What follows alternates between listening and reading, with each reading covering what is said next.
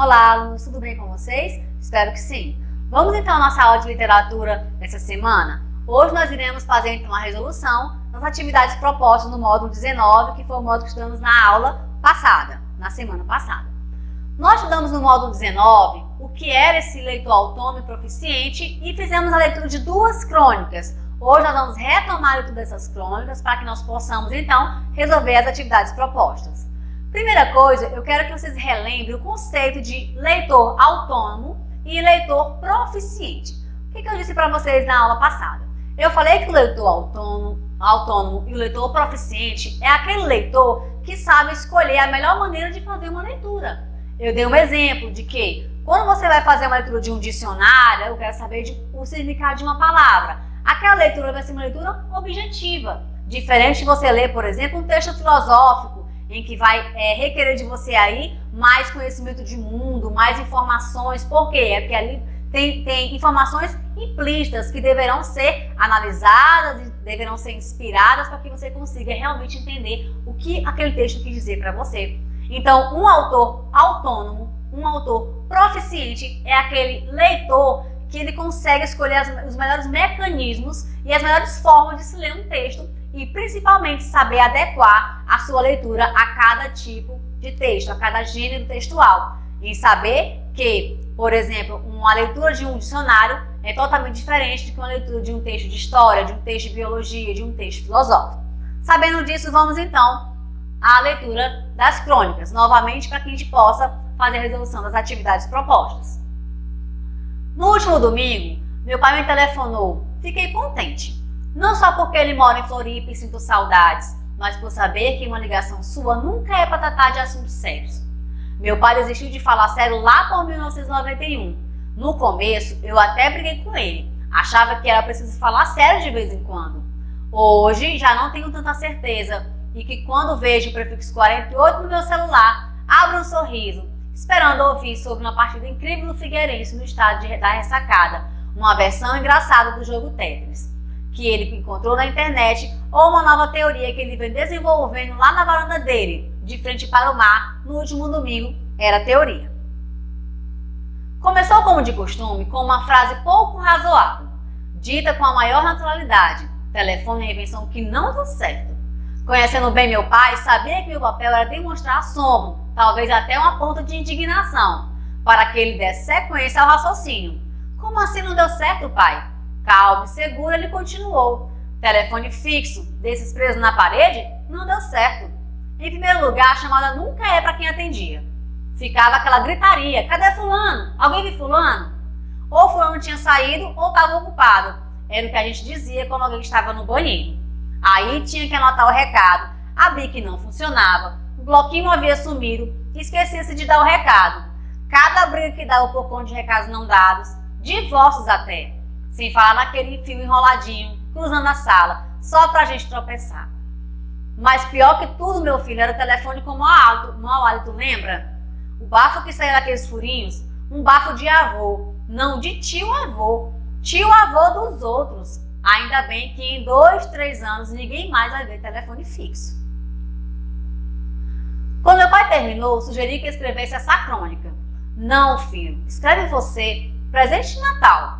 Aceitando-a, perguntei se havia outros objetos cuja obsolência ele percebera lá de sua varanda. Não é bem objeto, mas tem um hino nacional. Só serve para duas coisas: humilhar jogador de futebol e ferrar vestibulando. Tinha que trocar aquela aquarela do Brasil. Imagina só que beleza! Outra bobagem que precisa acabar é minuto de silêncio, banalizou. Hoje em dia morre o avô do ex-conselheiro da Portuguesa, um primo do Gandula. Todo mundo tem que ficar quieto? Um absurdo. Agradeci, desejamos Feliz Natal e desligamos, contentes com a conversa. No dia seguinte havia um recado no meu celular, bem ao estilo do meu pai, sem um oi ou qualquer apresentação, e aquelas 3 ligações para a Cachoeira do Itapemirim de 16,58 cada, que a dona Lourdes já não ia ter ideia de quem fez. Ainda dá tempo de botar na crônica. Vamos então à atividade. Atividade 1. Resolva as questões assinalando a alternativa correta sem consultar o texto.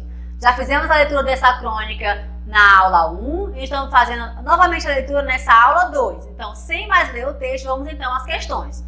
O cronista, letra A, não gosta de receber telefonema de seu pai, que nunca é sério. Ele realmente fala que o pai dele nunca é sério. Só que ele deixa claro que ele gosta de receber os telefonemas do pai.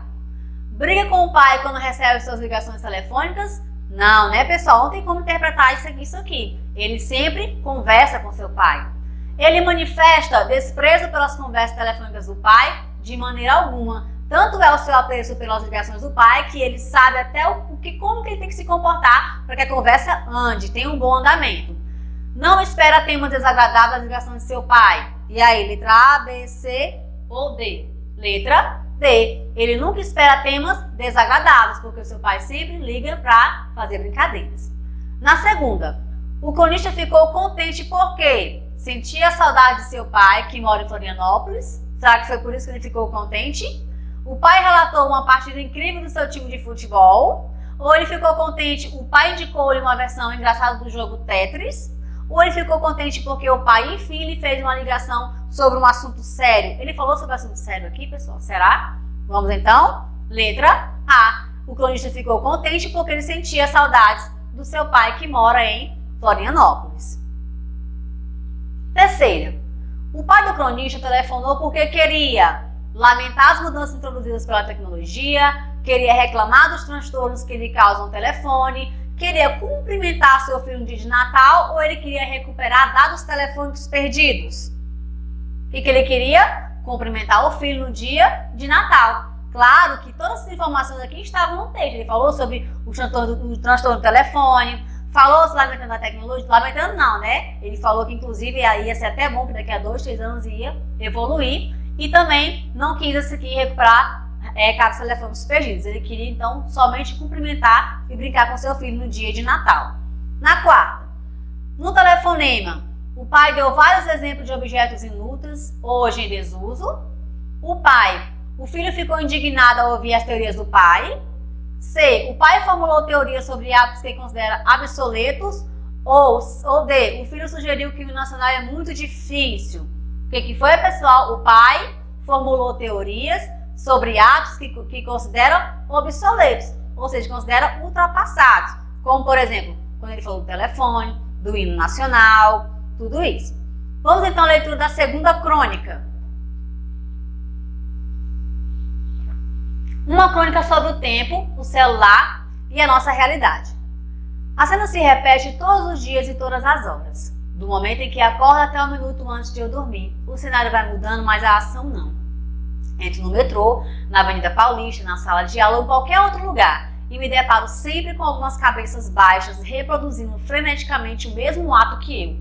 Vejo vidas sendo orientadas pela mesma luz retangular do smartphone que me orienta. Vidas movidas por outras vidas. Ufa, pelo menos eu não sou a única pessoa que perde o botão de stop.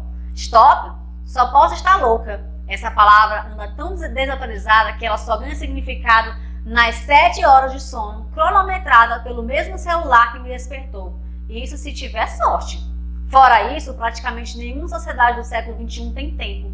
Estamos muito ocupados, correndo atrás das demandas da rotina, tentando absorver parte do turbilhão de informações e imagens que recebemos por segundo.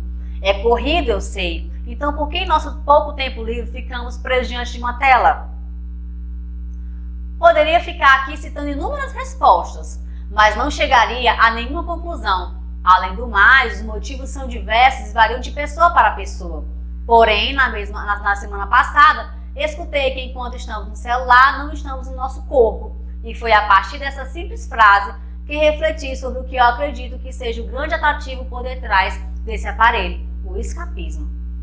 Pense em quantas realidades, mesmo que ilusórias, podemos entrar em apenas uma mexida no celular. Hoje mesmo eu entrei em várias. No metrô, li uma notícia das Olimpíadas e voei rapidinho para o Rio de Janeiro, onde Thiago Braz acabara de ganhar o ouro no salto com vara. Pouco tempo depois, vi o nascer do sol em Fernando de Noronha, andando pelo mar de concreto da Avenida Paulista. Na sala de aula, acompanhei vidas aleatórias no Snapchat e no Instagram que pareciam mais interessantes que a minha no momento. Nos outros lugares a mesma coisa, só que em cenários diferentes. E assim o nosso tempo voa em um piscar de olhos. O quê? Já se passaram 3 horas? Horas de ilusão. minuto de escapismo e vários likes de diferença. Geração que de tanta informação já até perdeu o botão de stop. Stop? Aquele que pausa o virtual e dá play na realidade? Ninguém quer ele não. Vamos então às questões? Atividade 2. Releia o início da crônica de Laura César. Letra A. Quais são os substantivos que exercem a função de sujeito nas orações do primeiro parágrafo? Vamos lá retornar ao primeiro parágrafo. Aqui nós temos 3 que indicam o sujeito dessa oração. Vamos lá ver saber qual é. A palavra cena, cenário e ação. Letra B. Com base nas respostas da letra A, que nós acabamos de ver, que quem exerce a função de sujeito na primeira oração é cena, cenário e ação, explica o recurso utilizado pela autora para provocar a curiosidade do leitor nesses primeiros parágrafos. Ela utilizou, pessoal, na verdade, ela evitou mencionar com clareza os componentes da cena.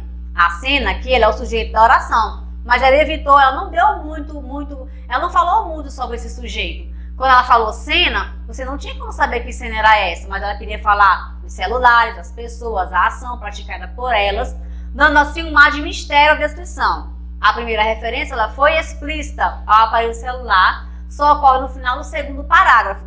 Aqui no primeiro parágrafo, ela fala sobre esse sujeito, esses 3 sujeitos, só que você não tem como saber quem são, ela não dá muitos detalhes. Mas no finalzinho do segundo parágrafo, ela fala explicitamente de que cena é essa, da cena do celular. Na segunda questão, fala assim: a crítica pode ser dividida em 3 segmentos, conforme o esquema a seguir. Complete o quadro, dando um título a cada segmento. Do primeiro ao quinto parágrafo, vimos o quê? Do sexto ao sétimo parágrafo, vimos o quê? Qual título pode-se colocar para essa interpretação? E do oitavo ao 14, temos o quê? E aqui nós temos como resposta, do primeiro ao quinto, eu posso dizer que é um comportamento generalizado, onde ela fala que todo mundo tem esse comportamento.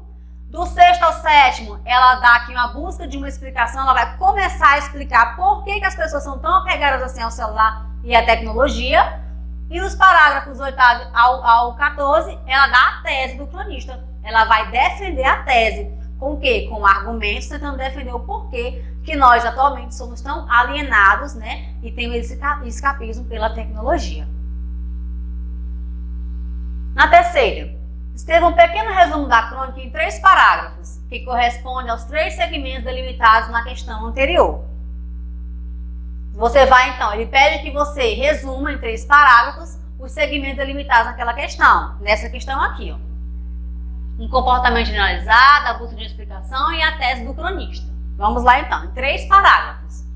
A autora descreve uma cena muito comum em nosso tempo. Em todos os lugares, as pessoas, entre as quais elas não se incluem, estão sempre olhando a tela do telefone celular, completamente absorvidas pelo aparelho, só conseguem se desligar quando dormem. Então aqui o primeiro argumento dela, resumido.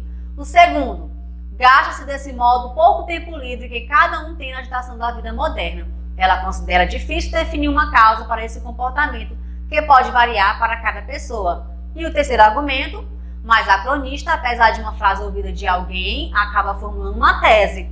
A causa da fixação no celular seria o escapismo.